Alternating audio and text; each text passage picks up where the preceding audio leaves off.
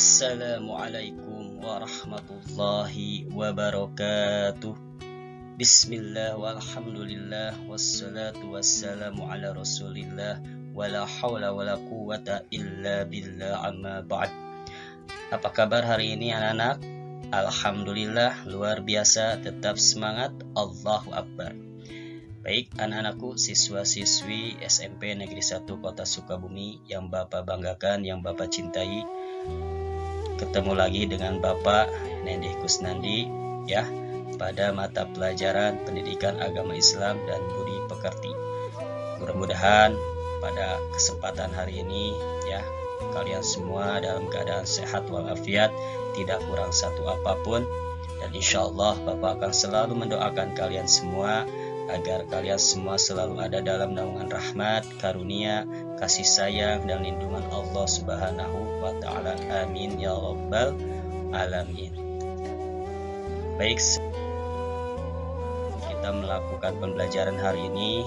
Baik, terlebih dahulu kita berdoa bersama-sama agar apa yang kita pelajari pada hari ini mendapatkan keberkahan dan ilmu yang bermanfaat dari Allah Subhanahu wa ta'ala. Baik, kita berdoa bersama-sama dulu ya. Bismillahirrahmanirrahim. Rabbi zidni ilma warzuqni fahma waj'alni minas sholihin. Amin. Baik anak-anakku, hari ini Bapak akan menjelaskan materi terakhir ya. Materi terakhir bab 13 di semester genap ini. Ya, bab 13 yaitu tentang menyuburkan kebersamaan dengan toleransi dan menghargai perbedaan. Jadi ini adalah materi terakhir atau bab terakhir yang akan kita pelajari, menyuburkan kebersamaan dengan toleransi dan menghargai perbedaan. Nah, adapun peta konsep pembelajarannya bisa kalian lihat ini di tabelnya ya. Peta konsep pembelajaran bab 13 ini diharapkan setelah mempelajari materi ini kalian semua memperoleh sikap mulia, antara lain mencintai Al-Quran, menjadi anak yang toleran, dapat menghargai perbedaan, rasa cinta kepada agama dan tanah air, dan menjauhi sikap permusuhan.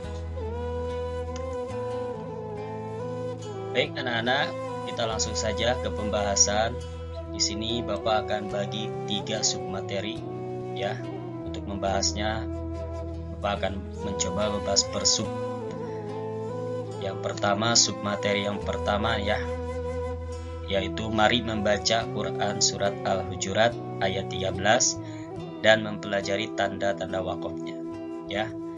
Silahkan kalian simak videonya berikut ini. Nah, sekarang kita akan membaca terlebih dahulu ya Quran surat Al-Hujurat ayat yang ke-13. A'udzubillahi minasyaitonirrajim. Ya ayyuhan nasu inna khalaqnakum min dzakarin wa untha wa ja'alnakum syu'uban wa qabaila lita'arafu inna akramakum 'indallahi atqakum innallaha 'alimun khabir.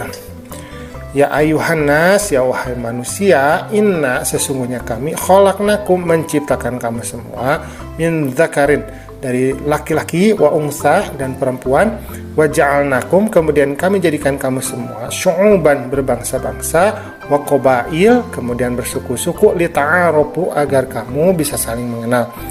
Inna sesungguhnya akramakum yang paling mulia di antara kamu, indallah di mata Allah, atqakum yang paling bertakwa di antara kamu.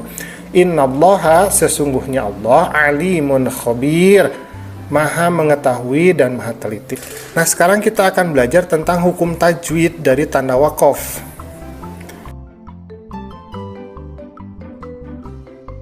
Nah, misalkan di sini ada tanda ayyakuna lahu walad lahu ma fis samawat. Nah, kalau diperhatikan lebih dalam ya, di sini ada tanda mim. Nah, ini yang kita namakan dengan waqaf lazim.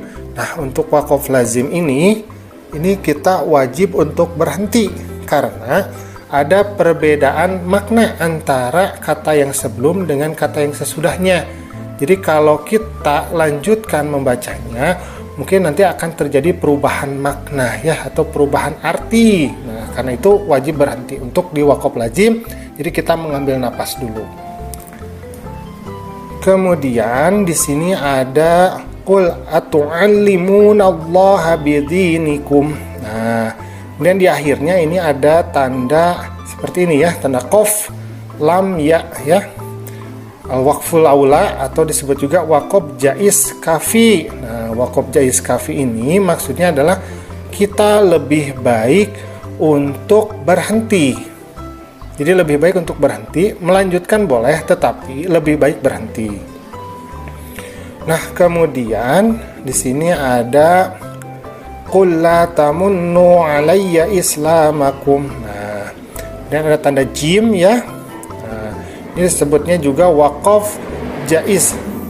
Nah, ini kita namakan sebagai waqaf jaiz tasawi. Nah, maksudnya adalah boleh dilanjutkan, boleh berhenti. Jadi kedua-duanya utama ya. Jadi mau berhenti silahkan, bagus. Mau dilanjutkan juga silahkan, bagus. Kemudian wa na'lamu ma tuwaswisu bihi nafsuh. Nah, di sini ada ini ya, awasol aula atau kita sebut juga waqaf jaiz hasan. Nah, maksudnya apa? Jadi maksudnya adalah ini lebih baik dilanjutkan.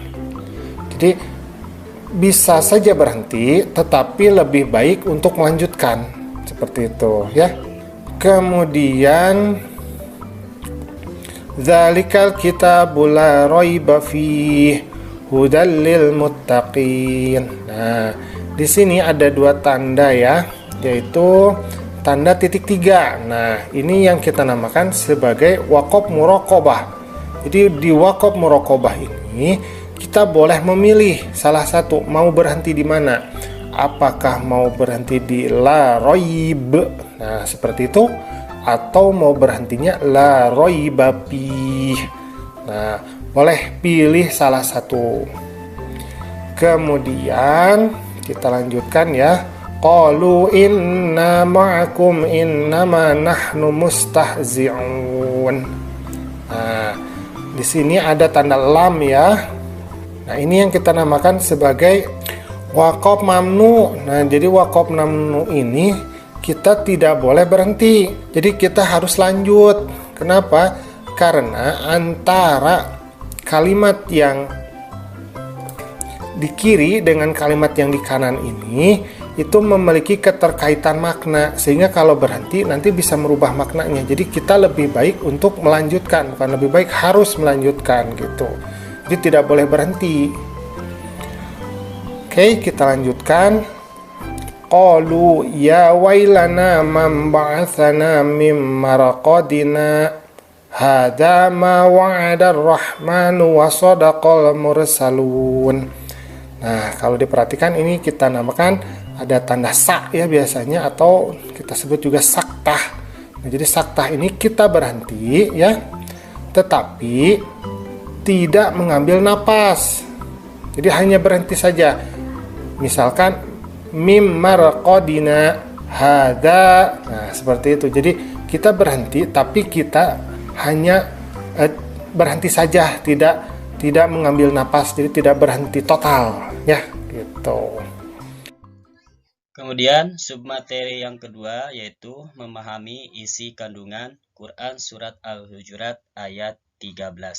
Silahkan kalian simak video materinya berikut ini. Oke, kita lanjutkan. A'udzubillahi minasyaitonirrajim. Bismillahirrahmanirrahim. Kita akan garis dulu ya. Ya ayyuhan nasu inna khalaqnakum min dzakari wa untha. Nah, ya ayyuhan nas, wahai manusia, inna, sesungguhnya kami, khalaqnakum min dzakarin wa untha. Dengan melihat ayat ini kita dapat mengambil kesimpulan bahwa yang pertama, manusia itu diciptakan dari laki-laki dan perempuan. Jadi dalam Islam itu hubungan antara manusia itu hanya sah itu apabila dari laki-laki dan perempuan, dan jenis kelamin pun hanya ada dua, yaitu laki-laki dan perempuan. Oke, kita lanjutkan. Wa ja'alnakum syu'uban wa qabaila lita'arafu. Kemudian kami jadikan kamu syu'uban, berbangsa-bangsa, wa qabail, bersuku-suku, lita'arofu. Nah, maka kita dapat mengambil kesimpulan bahwa Allah menciptakan manusia itu beragam. Apakah itu beragam sukunya, beragam bangsanya. Kita mengenal ada orang Eropa, ada orang Afrika, ada orang Asia, yang secara penampilan fisik tentu saja mereka sangat berbeda ya. Ada yang putih, tinggi, rambut pirang, kemudian ada yang rambutnya gelap, keriting ya. Kemudian ada orang Asia juga yang matanya sedikit sipit ya, rambutnya lurus. Nah, Allah menciptakan manusia itu dengan penuh keragaman. Kemudian dari situ, dari bangsa yang berbeda ada juga suku-sukunya yang berbeda. Misalkan seperti di Indonesia ada Jawa, Sunda, ya, Dayak, Aceh. Nah, macam-macam. Jadi Allah menciptakan manusia itu dengan bentuk keragaman. Nah, kemudian perbedaan ini lita'arofu, agar manusia itu bisa saling mengenal. Maka perbedaan itu akan menciptakan persatuan. Jadi dengan berbeda maka kita bisa bersatu. Kehidupan itu menjadi dinamis dan indah. Dengan berbeda maka kita bisa mengenal orang lain, bisa mengenal bangsa lain, bisa mengenal suku lain, kebudayaan yang beragam. Maka sangat penting toleransi, karena keragaman itu memang sengaja diciptakan Allah untuk membuat kehidupan yang dinamis, kehidupan yang indah ya. Bahkan dengan perbedaan itu bisa saling mengisi di antara kita. Nah, kemudian sesungguhnya akramakum, yang paling mulia di antara kamu, indallah, di sisi Allah, atqakum, yang paling bertakwa. Jadi yang keempat, kesimpulan yang keempat adalah Allah itu hanya melihat ketakwaan manusia. Jadi Allah tidak melihat bentuk fisiknya. Apakah fisiknya itu cantik, ganteng, bukan ya. Apakah dia orang kaya, orang miskin, bukan. Atau keturunan raja, keturunan rakyat jelata, tidak. Nah, yang Allah lihat itu adalah ketakwaan. Jadi semakin dia taat kepada Allah, semakin dia menjauhi larangan Allah, maka itulah yang menjadi dasar kemuliaan manusia di sisi Allah. Nah, yang kelima, innallaha alimun khabir, sesungguhnya Allah itu maha mengetahui dan maha teliti. Jadi Allah menciptakan perbedaan itu karena Allah lebih mengetahui bahwa dengan perbedaan itu sesuatu akan menjadi lebih baik. Allah maha tahu dan Allah maha teliti. Jadi Allah tidak mungkin memiliki kesalahan dalam penciptaan manusia yang beragam tersebut.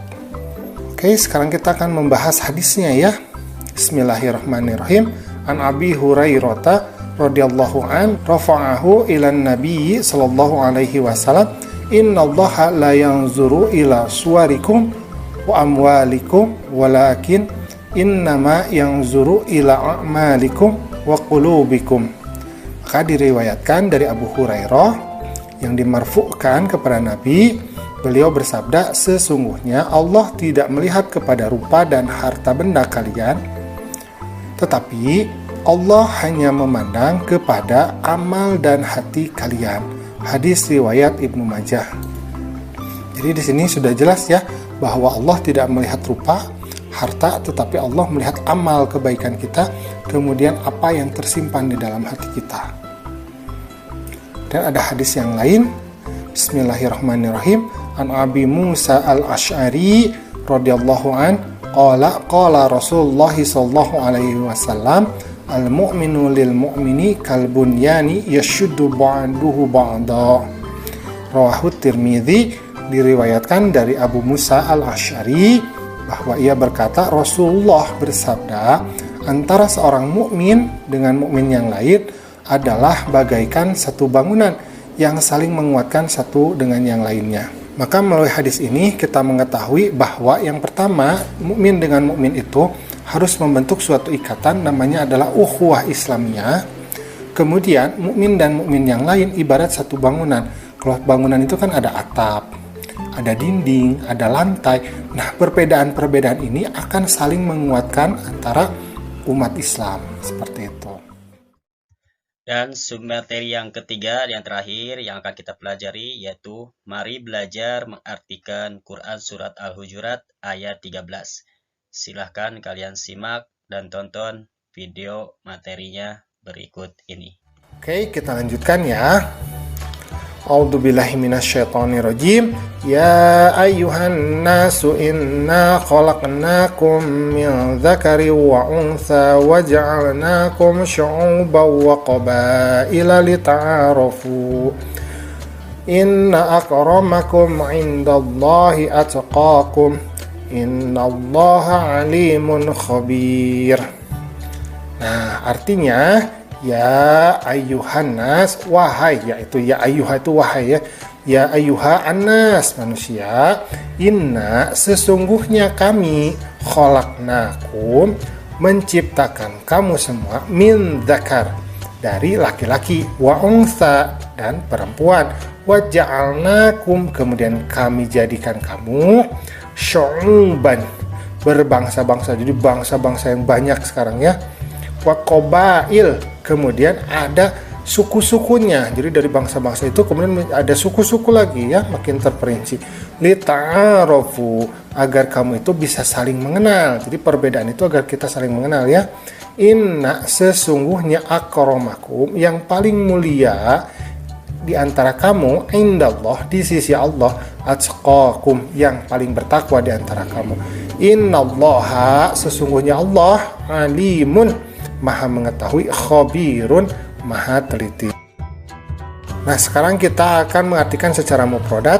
Ya ayyuha wahai, inna sungguh, khalaqnakum kami telah menciptakan kamu, min dari dzakar seorang laki-laki,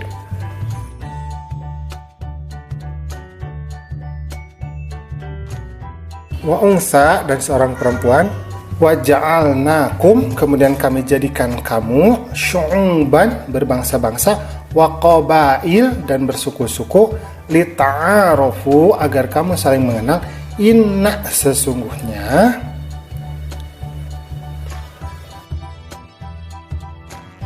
akramakum yang paling mulia di antara kamu, inda di sisi Allah, atqakum ialah orang yang paling bertakwa. Inna sungguh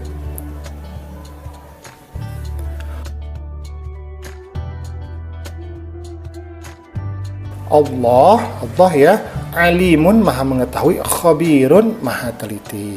Baik anak-anak, itu saja yang bisa Bapak sampaikan materi pada kesempatan hari ini, yaitu bab 13 tentang menyuburkan kebersamaan dengan toleransi dan menghargai perbedaan, di mana itu adalah materi terakhir ya. Dan untuk tugasnya silahkan kalian kerjakan soal-soal latihan ujian sekolah yang Bapak lampirkan pada video ini. Nah, kemudian jawabannya silahkan kalian masukkan di Google Form yang sudah Bapak siapkan linknya di Classroom PAIBP. Jadi kalian lihat soalnya di video ini, kemudian jawabannya kalian silahkan masukkan di link jawaban yang Bapak lampirkan di Classroom PAIBP. Berikut adalah soal-soal latihan ujian sekolah. Selamat mengerjakan. Kerjakan dengan sungguh-sungguh agar nilainya bagus ya, nilainya maksimal, nilainya sempurna. Berikut adalah soal-soalnya ya. Soal pertama. Perhatikan tabel mufradat Quran surah Al-Mujadalah surah ke-58 ayat 11 berikut. Idza qila lakum maka berdirilah, famshuzu dengan apa yang kamu kerjakan, fafsahu apabila dikatakan kepada kalian, bima ta'malun maka berlapang-lapanglah. Pasangan yang tepat antara lafal dan artinya ditunjukkan oleh angka A 1A 2C 3D dan 4B, B 1B 2A 3D dan 4C, C 1C 2A 3D dan 4B, ataukah D 1D 2A 3C dan 4B. Jawaban yang paling tepat adalah 2. Perhatikan Quran surah Al-Furqan surah ke-25 ayat 63 berikut. A'udzu billahi minasy syaithanir rajim. Wa ibadur rahmanil ladzina yamshuna 'alal ardi hawnan wa idza khadabahumul jahiluna qalu salama. Kata bergaris bawah yang mengandung alif lam tersebut dibaca dengan cara A. Huruf ro dibaca panjang karena melewati huruf alif lam. B. Membaca huruf ro dengan ditekan dan ditahan 2 harokat. C. Bunyi huruf alif lam dibaca jelas suara hurufnya. Ataukah D. Bunyi huruf alif lam hilang dan melebur ke dalam huruf berikutnya? Jawaban yang paling tepat adalah 3. Perhatikan Quran surah An-Nahl surah ke-16 ayat 114 berikut. A'udzu billahi minasyaitonir rajim. Fakulu mimma razaqakumullahu halalan thayyiban washkuru ni'matallahi in kuntum iyyahu ta'budun. Isi kandungan dari ayat tersebut adalah A. Makan dan minum merupakan kebutuhan hidup manusia agar sehat. B. Makanlah rizki yang halal dan baik serta bersyukurlah pada Allah. C. Sebelum makan dan minum hendaklah berdoa agar bernilai sebagai ibadah. Ataukah D. Makan dan minum dilakukan sebelum terbit fajar karena hendak berpuasa? Jawaban yang paling tepat adalah 4. Perhatikan Quran surah Az-Zumar surah ke-39 ayat 53 berikut. Qul ya ibadiyalladzina asrafu ala anfusihim la taqnatu mir rahmatillah. Pada ayat tersebut yang menunjukkan bacaan qalqalah terdapat pada nomor A1, B2, C3 ataukah D4. Jawaban yang paling tepat adalah 5. Perhatikan kutipan Quran surah Ali Imran surah ketiga ayat 159 berikut. A'udzu billahi minasyaitonir rajim. Fabima rahmatin minallahi linta lahum walau kunta faddan ghalidhal qalbi lanfaddu min hawlik fa'fu anhum wastaghfir lahum wasyawirhum fil amr. Perilaku beriman pada qada dan qadar sesuai pesan ayat tersebut adalah A. Salsabila suka memberi kepada pengemis. B. Heni biasa menolong ibunya yang sedang memasak. C. Firda memaafkan kesalahan teman yang merusak bukunya. Ataukah D. Bukhari mengucapkan salam kepada temannya meskipun dia sering dihina? Jawaban yang paling tepat adalah ke-6. Perhatikan Quran surah Al-Hujurat surah ke-49 ayat 13 berikut. A'udzu billahi minasyaitonir rajim. Ya ayyuhan nasu inna khalaqnakum min dzakarin wa unsa waja'alnakum syu'uban wa qabaila lita'arafu. Inna akramakum 'indallahi atqakum. Innallaha alimun khabir. Arti kata yang bergaris bawah tersebut adalah A. Manusia dan laki-laki. B. Laki-laki dan perempuan. C. Wahai manusia dan ingatlah. Ataukah D. Manusia dan agar saling mengenal? Jawaban yang paling tepat adalah Fikri berasal dari suku Betawi berteman dengan Charles yang berasal dari suku Batak. Mereka hidup rukun meski berbeda suku, adat, dan agama. Saat keluarga Charles terkena banjir, Fikri mengajak keluarga Charles untuk tinggal di rumahnya. Sikap yang harus diteladani dari pertemanan Fikri dan Charles adalah A. Dalam hidup bermasyarakat, suku Betawi mampu bergaul dengan semua suku. B. Saat teman terkena musibah, tawarkan bantuan sekedar basa-basi. C. Selalu waspada saat bergaul dengan berbeda suku. Ataukah D. Saling menghormati segala perbedaan yang ada? Jawaban yang paling tepat adalah 8. Rusdi rajin belajar dan selalu memanfaatkan waktu untuk menambah wawasan dan pengetahuannya. Dia tidak pernah puas dengan ilmu yang telah dimilikinya. Maka tidak heran bila Rusdi selalu menjabat juara di kelasnya. Perilaku yang ditampilkan Rusdi tersebut merupakan cerminan pengamalan dari Al-Asmaul Husna. A. As-Sami', B. Al-Alim, B. Al-Khabir, ataukah D. Al-Basir? Jawaban yang paling tepat adalah ke-9. Perhatikan Quran surah Al-Anbiya surah ke-21 ayat 19 berikut. A'udzu billahi minasyaitonir rajim. Wa lahu man fis samawati wal ard وَمَنْ عِنْدَهُ لَا يَسْتَكْبِرُونَ عَنْ عِبَادَتِهِ وَلَا يَسْتَحْسِرُونَ. Makna yang terkandung pada ayat di atas dapat disimpulkan tentang sifat malaikat yang tepat, yaitu a. Malaikat tidak pernah letih dan angkuh serta tidak pula berhenti beribadah kepada Allah Ta'ala. B. Malaikat berdoa bagi hamba yang duduk menunggu sholat berjamaah. C. Malaikat dapat berubah wujud sesuai kehendak Allah Ta'ala. Ataukah D. Malaikat tidak memiliki jenis kelamin. Jawaban yang paling tepat adalah 10. Perhatikan pernyataan di bawah ini. 1. Membaca Al-Quran secara rutin. 2. Mempelajari ilmu tajwid untuk memperbaiki bacaan Al-Quran. 3. Memahami isi kandungan Al-Quran. 4. Menyimpan Al-Quran di lemari. 5. Mengamalkan isi Al-Quran. Pernyataan yang merupakan perilaku mencintai Al-Quran ditunjukkan pada nomor A. 1, 2, 3, dan 4. B. 1, 2, 4, dan 5. C. 1, 3, 4, dan 5. Ataukah D. 1, 2, 3, dan 5. Jawaban yang paling tepat adalah 11. Perhatikan tabel berikut. Yaumul jaza, seluruh umat manusia yang telah meninggal akan dibangkitkan dari alam kubur untuk menghadap kepada Allah, mempertanggungjawabkan seluruh amal perbuatan ketika di dunia. Yaumul ba'ats, amal perbuatan manusia selama hidup di dunia, pada saatnya kelak akan dihitung oleh Allah. Yaumul mahsyar, umat manusia setelah hari kiamat kelak akan memperoleh balasan dari Allah atas apa yang diperbuat ketika di dunia. Yaumul hisab, manusia akan dikumpulkan pada suatu tempat untuk menunggu pengadilan dari Allah Ta'ala. Pasangan yang tepat pada tabel tersebut adalah nomor A. 1C, 2A, 3D, 4B. B. 2C, 3A, 4D, dan 1B. C. 3C, 4A, 1D, dan 2B. Ataukah D. 4C, 1A, 2D, dan 3B. Jawaban yang paling tepat adalah ke-12. Perhatikan peristiwa berikut ini.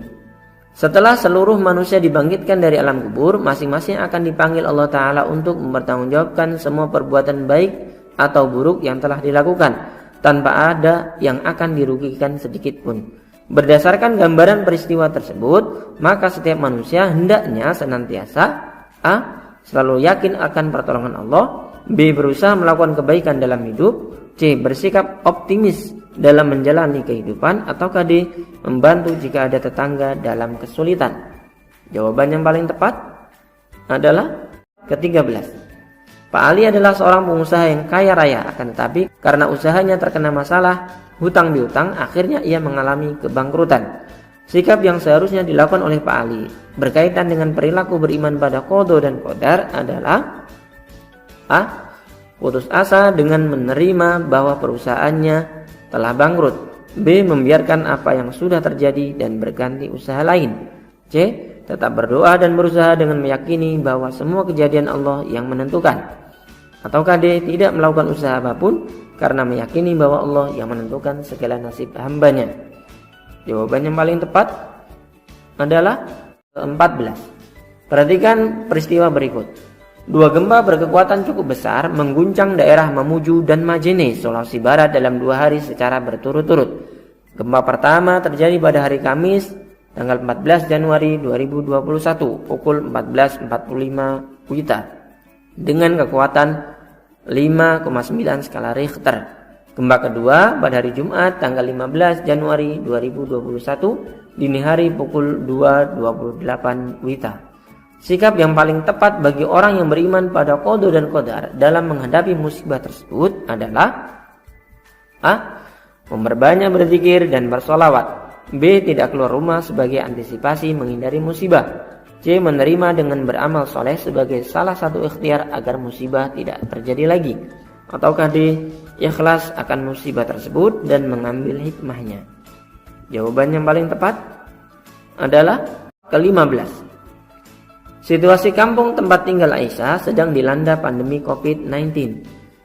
Mengingat situasi ini berbahaya, maka Aisyah senantiasa patuh dan taat protokol kesehatan. Bila tidak penting, dia justru lebih memilih berada di rumah sesuai pesan orang tuanya. Jika terpaksa keluar rumah, ia selalu menggunakan masker, menjaga jarak, dan menghindari keramaian. Sikap Aisyah tersebut mencerminkan perilaku A. Jujur, B. Amanah, C. Istiqomah, ataukah D. Tawakal? Jawaban yang paling tepat adalah ke-16. Perhatikan keterangan berikut. 1. Mendoakan dan memohonkan ampunan bagi orang tua. 2. Mengikuti perintahnya selama tidak bertentangan dengan agama. 3. Melaksanakan tugas belajar dengan ikhlas. 4. Melaksanakan wasiat dan nasihat orang tua. 5. Menjaga nama baik orang tua dengan berperilaku terpuji. Perilaku hormat dan patuh pada orang tua ketika sudah meninggal ditunjukkan oleh nomor A. 1, 3, dan 4. B. 1, 4, dan 5. C. 2, 3, dan 4. Atau D. 2, 4, dan 5. Jawaban yang paling tepat adalah ke-17. Perhatikan Quran surah Al-Maidah surah ke-5 ayat 91 berikut. A'udzu billahi minasy syaithanir rajim. Innama yuridu asy-syaitanu an yuqi'a bainakumul adawata wal baghdha'a fil khamri wal maisiri wa yasuddakum an dzikrillahi wa 'anis shalah fahal antum muntahun. Dampak buruk dari khamr dan judi berdasarkan surah Al-Maidah ayat 91 tersebut adalah A. Menimbulkan kebencian dan menghalangi dari mengingat Allah Ta'ala. B. Menimbulkan kebencian dan menggugurkan amal soleh. C. Merusak organ tubuh dan menggugurkan amal soleh.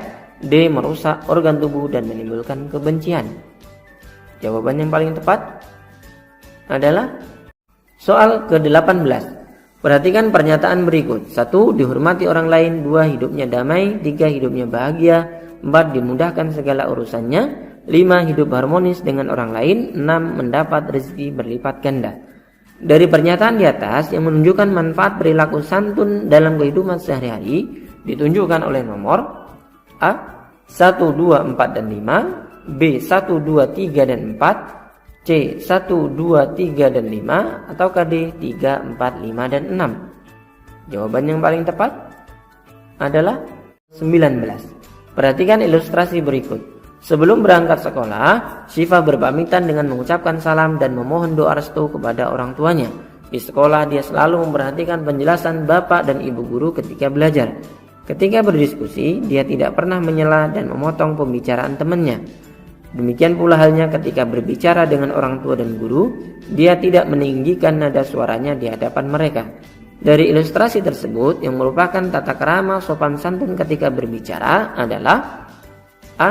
Selalu mendengarkan nasihat orang tua dan guru. B. Menghargai pendapat temannya ketika berdiskusi. C. Tidak memotong atau menyela pembicaraan orang lain. Atau D. Berpamitan dengan mengucapkan salam kepada orang tua.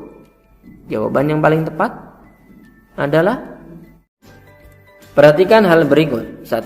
Bersentuhan kulit laki-laki dan perempuan yang bukan muhrim. 2. Keluar sesuatu dari kubul dan dubur. 3. Berhubungan suami istri atau junub. 4. Meninggal dunia. 5. Keluar mani. 6. Hilang akal. 7. Haid. 8. Tidur. Hal-hal yang menyebabkan mandi wajib pada pernyataan di atas terdapat pada nomor A. 1, 2, 3, 4. B. 2, 3, 5, 8. C. 3, 4, 5, dan 7. Atau D. 4, 5, 6, dan 8. Jawaban yang paling tepat adalah 1. Perhatikan pernyataan berikut. 1. Sholat berjamaah diawali dengan azan dan iqamah. 2. Shaf di belakang imam diisi oleh jamaah laki-laki. 3. Makmum mengikuti gerakan imam sampai selesai. 4. Sholat berjamaah lebih utama dibandingkan sholat yang dilakukan sendirian. 5. Setelah salam imam membaca zikir dan berdoa bersama-sama dengan makmum. Tata cara sholat berjamaah terdapat pada nomor A. 1, 2, 3, dan 5. B. 1, 2, 4, dan 5. C. 1, 3, 4, dan 5. Atau D. 2, 3, 4, dan 5. Jawaban yang paling tepat adalah 22. Perhatikan pernyataan berikut. 1. Memulai sholat Jumat. 2. Khatib turun dari mimbar. 3. Muadzin mengumandangkan azan. 4. Sudah masuk waktu zuhur. 5. Khutbah pertama khatib berdiri. 6. Khatib duduk sejenak. 7. Khutbah kedua khatib berdiri. Di antara pernyataan tersebut yang menunjukkan urutan tata cara sholat Jumat yang benar terdapat pada nomor A. 4, 3, 5, 6, 7, 2, dan 1. B. 4, 5, 6, 7, 3, 2, dan 1. C. C. 1, 2, 3, 4, 5, 6, dan 7. Ataukah D. 5, 6, 7, 4, 3, 2, dan 1. Jawaban yang paling tepat adalah 23. Perhatikan ilustrasi berikut ini. Saat liburan, Ahmad bersama keluarga yang tinggal di Jakarta hendak bersilaturahmi ke rumah neneknya di Yogyakarta. Ia berangkat dari rumah sekitar pukul 6.30 WIB. Di tengah perjalanan sekitar pukul 13 WIB, ia beristirahat dan menunaikan sholat zuhur sekaligus asar dengan jamak qashar. Setelah itu ia melanjutkan kembali perjalanan menuju Yogyakarta. Dari ilustrasi tersebut, sholat jamak qashar yang benar yang dilakukan oleh Ahmad adalah A. Zuhur dan asar dikerjakan masing-masing 4 rakaat dengan niat jamak takhir dan qashar. B. Zuhur dan asar dikerjakan masing-masing 2 rakaat dengan niat jamak takhir dan qashar. C. Zuhur dan asar dikerjakan masing-masing 4 rakaat dengan niat jamak takdim dan qashar. Ataukah D. Zuhur dan asar dikerjakan masing-masing 2 rakaat dengan niat jamak takdim dan qashar. Jawaban yang paling tepat adalah 24. Perhatikan pernyataan berikut. 1. Dikerjakan tiap 2 rakaat salam. 2. Dilaksanakan setelah bangun dari tidur. 3. Tidak ada batas maksimal rakaat yang dikerjakan. 4. Disunahkan diakhiri dengan sholat yang rakaatnya ganjil. 5. Disunahkan dilaksanakan pada sepertiga malam yang akhir. Pernyataan tersebut merupakan ketentuan sholat sunnah. A. Witir, B. Tasbih, C. Tahajud, D. Istikharah. Jawaban yang paling tepat adalah 25. Khairun Nisa adalah siswi kelas 8 di salah satu SMP Islam terpadu di Tangerang Selatan. Ia mengikuti lomba cerdas cermat pada pentas PAI tingkat SMP seprovinsi Banten bersama 2 temannya. Ketika para pemenang lomba diumumkan, namanya beserta 2 temannya disebutkan sebagai pemenang lomba cerdas cermat dengan predikat juara pertama dan berhak mengikuti lomba cerdas cermat tingkat nasional di Makassar. Sebagai bentuk ekspresi kegembiraannya, Khairun Nisa segera melakukan sujud. Sujud yang dilakukan oleh Nisa adalah A. Sujud tilawah, B. Sujud syukur, C. Sujud salat, ataukah D. Sujud sahwi. Jawaban yang paling tepat adalah soal ke-26. Perhatikan tabel berikut ini. Puasa Ramadan karena janji yang pernah diucapkan. Puasa kifarat, pengganti hutang puasa Ramadan. Puasa qadha dilaksanakan hanya pada bulan Ramadan. Puasa nazar sebagai hukuman karena melanggar aturan agama. Pasangan yang tepat antara puasa dan pengertiannya ditunjukkan oleh angka A. 1A, 2D, 3B, dan 4C. B. 1B, 2A, 3C, dan 4D. C. 1C, 2D, 3B, dan 4A. Ataukah D. 1D, 2A, 3C, dan 4B. Jawaban yang paling tepat adalah soal ke-27. Perhatikan gambar kelompok hewan berikut. 1 bebek, 2 tikus, 3 buaya, 4 ayam, 5 kucing. Gambar di atas yang menunjukkan kelompok hewan yang haram dimakan dagingnya adalah nomor A. 1, 2, dan 4, B. 2, 3, dan 4, C. 2, 3, dan 5, ataukah D. 3, 4, dan 5. Jawaban yang paling tepat adalah ke-28. Perhatikan Quran Surah At-Taubah ayat 103 berikut. A'udzu billahi minasy syaithanir rajim.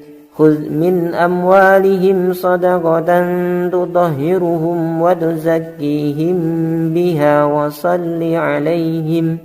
Pada ayat tersebut Allah memerintahkan umat Islam untuk mengeluarkan A. Infak, B. Zakat, C. Wakaf, ataukah D. Sedekah. Jawaban yang paling tepat adalah 29. Pak Agus seorang pebisnis yang menggeluti dunia bisnis online. Dari hasil bekerjanya, ia selalu memberikan sebagian hartanya dengan cara menunaikan zakat mal, sehingga dapat membantu kehidupan orang-orang di sekitarnya dengan apa yang mereka butuhkan. Hikmah yang kita ambil dari ilustrasi tersebut adalah A. Melatih kesabaran dan kedisiplinan antara yang kaya dan miskin. B. Terhindar dari sifat kikir dan serakah dalam memiliki harta. C. Mengurangi kesenjangan sosial antara miskin dan kaya. Ataukah D. terjalin tali persaudaraan antar sesama manusia? Jawaban yang paling tepat adalah, perhatikan tabel berikut.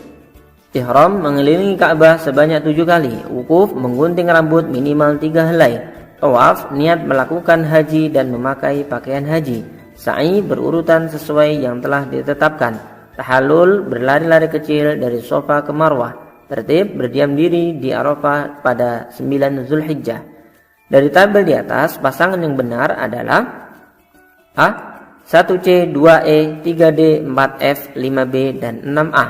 B. 1C, 2F, 3A, 4E, 5B, dan 6D. C. 1E, 2C, 3A, 4B, 5F, dan 6D. Ataukah D. 1D, 2A, 3F, 4E, 5B, dan 6C? Jawaban yang paling tepat adalah 31. Perhatikan cerita berikut ini. Saat sedang berihram, Bu Sofia memotong kuku dan rambutnya. Bu Sofia baru menyadari bahwa tindakan tersebut dilarang karena ia masih berihram. Menurut cerita tersebut, maka manasik haji Bu Sofia adalah A. Hukum ibadah haji yang telah dilakukan tidak sah. B. Ibadah hajinya tidak sah dan harus mengulang ibadah hajinya tahun berikutnya. C. Ibadah hajinya tetap sah tetapi ia harus membayar dam. Ataukah D. Ibadah hajinya sah dan tetap melanjutkan tata cara manasik berikutnya? Jawaban yang paling tepat adalah ke-32. Seseorang yang hendak melakukan penyembelihan hewan harus memenuhi syarat. Adapun syarat tersebut yaitu A. Beragama Islam, balik, berakal, melakukan dengan sengaja. B. Berjenis kelamin laki-laki, beragama Islam, balik, dan berakal. C. Menguasai cara penyembelihan, menghindari perilaku tercela, membaca salawat Nabi. Ataukah D. Merupakan pemilik hewan yang hendak disembelih, memiliki pengalaman menyembelih hewan, dan mampu menyembelih dengan benar? Jawaban yang paling tepat adalah 23. Perhatikan ilustrasi berikut. Suatu ketika proses pembagian daging kurban di tempat tinggalmu terjadi kekisruhan karena warga saling berebut ingin segera mendapatkan bagian. Panitia sudah menyediakan daging kurban sejumlah kupon yang disebar kepada warga, bahkan ditambah cadangan sehingga bisa dipastikan daging kurban tersebut cukup untuk warga. Berdasarkan masalah tersebut, yang harus dilakukan panitia dalam pembagian daging kurban adalah A. Fakir miskin dan warga dihimbau tidak datang ke tempat pemotongan kurban. B. Daging dibagikan kepada fakir miskin dan warga yang datang lebih awal. C. Daging dibagikan kepada fakir miskin dan warga tidak usah memakai kupon. Ataukah D. Daging tetap dibagikan kepada fakir miskin dan warga sesuai kupon yang disebarkan? Jawaban yang paling tepat adalah 34. Nabi Muhammad SAW hadir membebaskan perempuan dari eksploitasi atau penindasan kaum laki-laki, memulihkan kehormatan perempuan, memberikan hak-hak penuh terhadap perempuan. Jika sebelumnya perempuan dihilangkan haknya, seperti tidak boleh mengenyam pendidikan, menjadi wanita karir atau sejenisnya, maka Nabi Muhammad SAW datang untuk memulihkan hak-hak perempuan. Pada zaman sekarang, agar kehormatan perempuan dapat terjaga, maka perilaku yang dilakukan adalah A. Aktif di media sosial dengan bebas. B. Bergaul dengan siapa saja dan di mana saja. C. Berusaha menjadi wanita karir agar setara dengan pria. Ataukah D. Memakai pakaian yang menutup aurat dan menjauhi berpacaran? Jawaban yang paling tepat adalah 35. Saat masuk Islam, harta milik Abu Bakar As-Siddiq berjumlah 40.000 dinar, setara dengan 9,35 miliar rupiah. Beliau menginfakkan harta tersebut untuk kepentingan dakwah, kegiatan sosial, dan menebus budak serta orang-orang lemah yang memeluk Islam dan disiksa majikannya. Saat menjadi khalifah, beliau digaji dari Baitul Mal. Namun menjelang wafat, beliau berwasiat agar seluruh gaji yang telah diterimanya dikembalikan ke Baitul Mal. Beliau hanya meninggalkan sehelai selimut dan sehelai kain alas. Barang-barang itu kemudian diserahkan kepada Umar bin Khattab yang menggantinya sebagai khalifah. Keteladanan yang dapat diikuti dari sikap Khalifah Abu Bakar tersebut adalah A. Mengorbankan harta untuk meraih suatu jabatan dan kepercayaan di masyarakat. B. Seorang pejabat negara di akhir masa jabatan harus mengembalikan gajinya ke negara. C. Rela mengorbankan kekayaan yang dimiliki untuk kemaslahatan umat dan agama Islam. Ataukah D.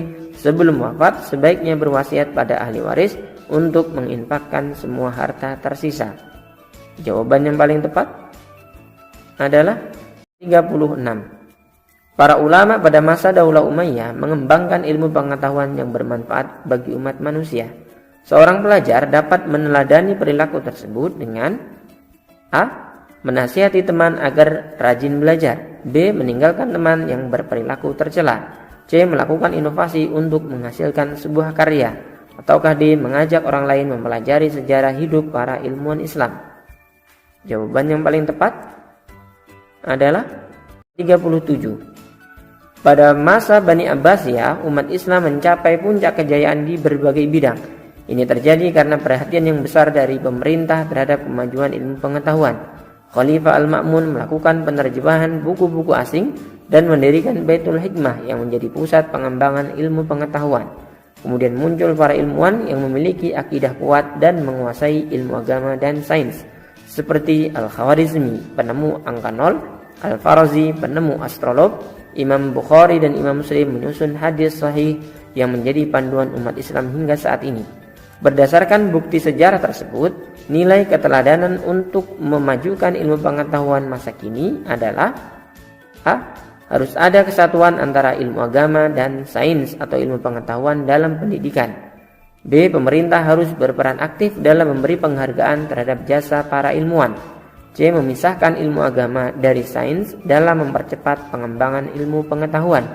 Ataukah D. Mendatangkan ilmuwan asing untuk memimpin pengembangan ilmu pengetahuan. Jawaban yang paling tepat adalah 38. Perhatikan narasi proses masuknya Islam di Nusantara berikut. Para mubalik yang menyebarkan Islam di Nusantara mempunyai kelebihan dalam hal kemasyarakatan. Di antaranya mereka menjalin silaturahmi, bekerja sama dan bergotong royong dengan penduduk pribumi. Selain itu mereka juga memiliki sikap santun, bersih secara jasmani dan rohani, memiliki kepandaian serta dermawan. Mereka menyampaikan ajaran Islam dengan bijaksana, tidak memaksa dan merendahkan. Penyebaran Islam seperti pada fakta di atas menandakan bahwa dakwah Islam di Nusantara ditempuh melalui A. Pendidikan dan pernikahan. B. Sosial budaya. C. Perdagangan. D. Kesenian. Jawaban yang paling tepat adalah 29. Kerajaan Demak merupakan kerajaan Islam pertama di Jawa. Salah satu peran kerajaan tersebut dalam perkembangan Islam di Nusantara yaitu A. Membangun Masjid Agung sebagai pusat dakwah Islam. B. Mendatangkan ulama dari Arab untuk mengajarkan Islam. C. Mengirimkan utusan ke Malaka untuk menyebarkan agama Islam. Ataukah D. Mendirikan Masjid Agung Sang Cipta Rasa sebagai pusat dakwah agama Islam. Jawaban yang paling tepat adalah ke-40. Cermati beberapa keterangan berikut. 1. Bertujuan mempererat tali silaturahmi. 2. Dilaksanakan setelah sholat Idul Fitri. 3. Memperingati kelahiran Nabi Muhammad SAW. 4. Diakhiri dengan doa bersama yang dipimpin ulama. Keterangan yang benar tentang tradisi halal bihalal di Nusantara terdapat pada angka A. 1 dan 2, B. 1 dan 4, C. 2 dan 3, ataukah D. 3 dan 4. Jawaban yang paling tepat adalah Baik anak-anakku, demikian pembelajaran untuk hari ini ya. Setelah kalian menyimak materi bab 13 dan telah mengerjakan latihan soal-soal untuk ujian sekolah, mari sama-sama kita akhiri kegiatan pembelajaran hari ini dengan membaca doa bersama-sama. Bismillahirrahmanirrahim. Allahumma inni istaudi'uka ma'allamtanihi fardurhu ilayya inda hajati wala tansanihi ya rabbal alamin. Amin. Demikian yang bisa Bapak sampaikan. Tetap semangat dalam belajar.